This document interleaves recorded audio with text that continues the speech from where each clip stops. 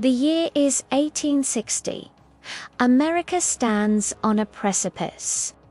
A nation divided not just by belief, but by a brutal and deeply entrenched economic system.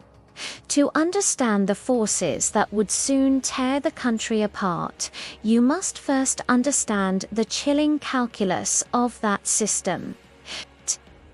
You must understand the price of a human life. Imagine walking through the bustling streets of New Orleans, Charleston, or Richmond. The air is thick with the scent of sweetgrass and damp earth. The sounds of commerce, horse-drawn wagons, riverboat whistles, and the auctioneer's call. But this is no ordinary market. Here, the primary commodity is human flesh. In this year, 1860, the value of the nearly 4 million enslaved people in the United States is staggering. It is greater than the value of all the nation's factories, railroads, and banks combined.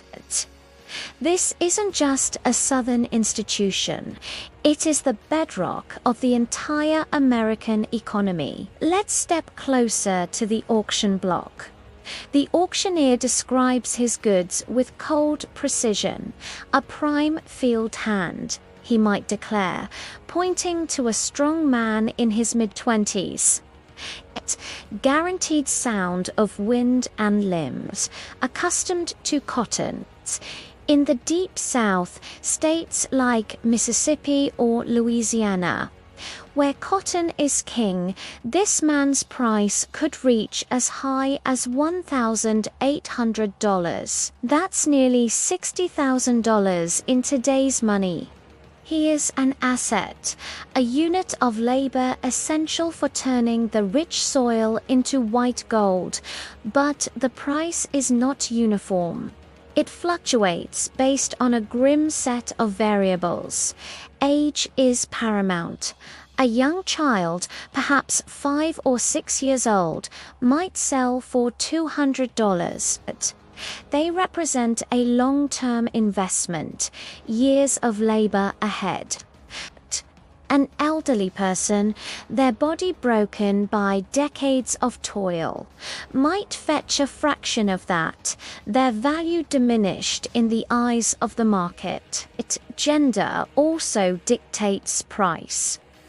While a prime male field hand commanded the highest prices for his sheer physical strength, an enslaved woman in her childbearing years was also a premium asset.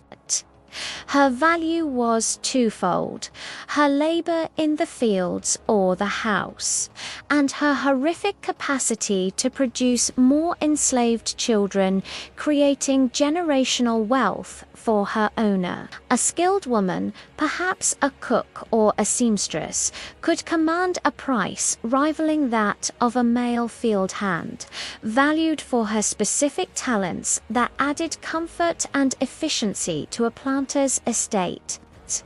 Skills were meticulously itemized. A blacksmith, a cooper, or a carpenter could be worth over $2,000.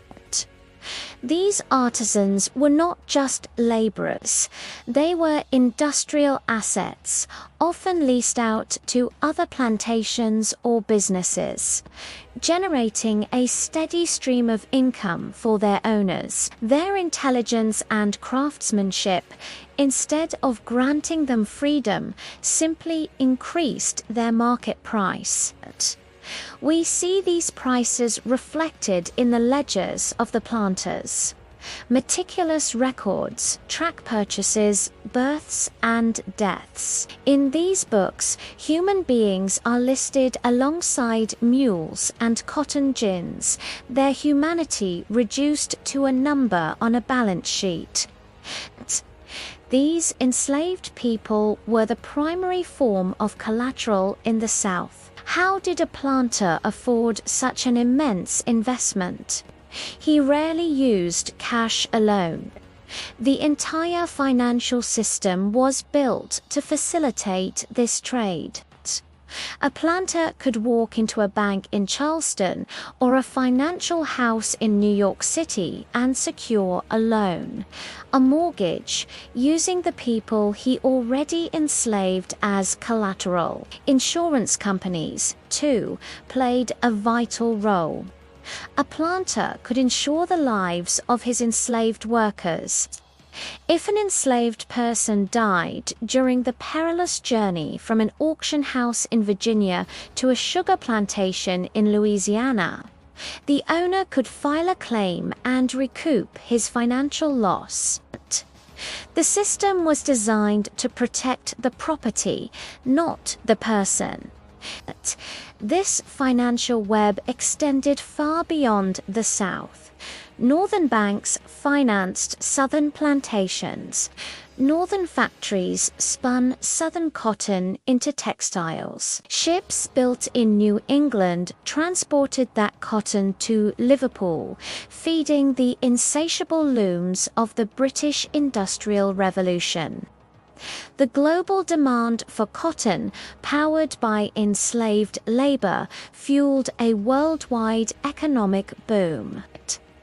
In 1860, cotton accounted for nearly 60% of all U.S. exports. The wealth of the nation was inextricably linked to the chains worn by millions.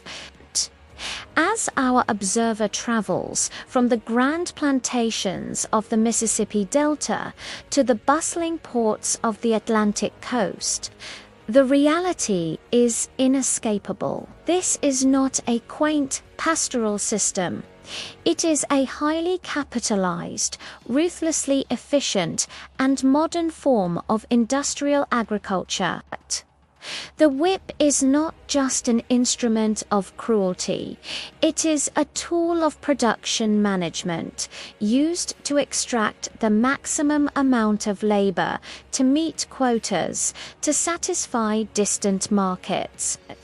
On the plantations, life is dictated by the rhythm of the crop.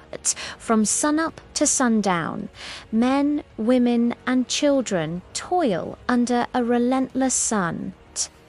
They are cogs in a vast machine that connects the sweat on their brow to the shirts on the backs of people thousands of miles away.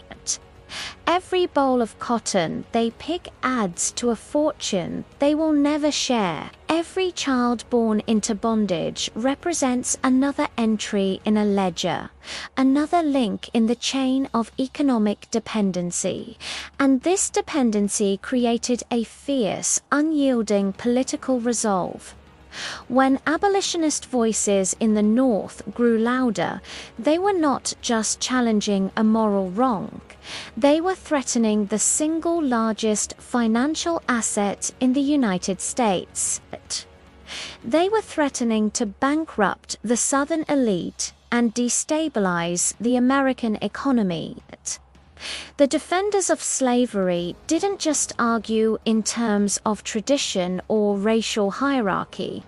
They argued in dollars and cents. They spoke of the economic chaos that emancipation would unleash. They warned of financial ruin, of collapsed land values, of a world turned upside down. For them, the preservation of slavery was a matter of economic survival, and so the tension mounted. Every new territory, every political debate, every presidential election became a battleground over the future of this economic engine. The economic imperatives were too great, the profits too vast for compromise to hold. The nation had built its house on a foundation of sand, cemented by human suffering. As 1860 draws to a close, the air is not just cold with the coming winter. It is charged with the electricity of impending conflict. The financial calculations that had bound the nation together were now the very forces tearing it apart.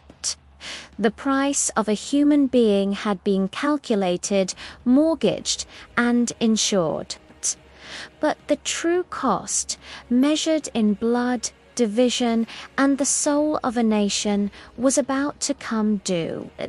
The brutal economics of slavery had set the stage for the American Civil War. It was a debt that could only be paid on the battlefield. Thank you for watching.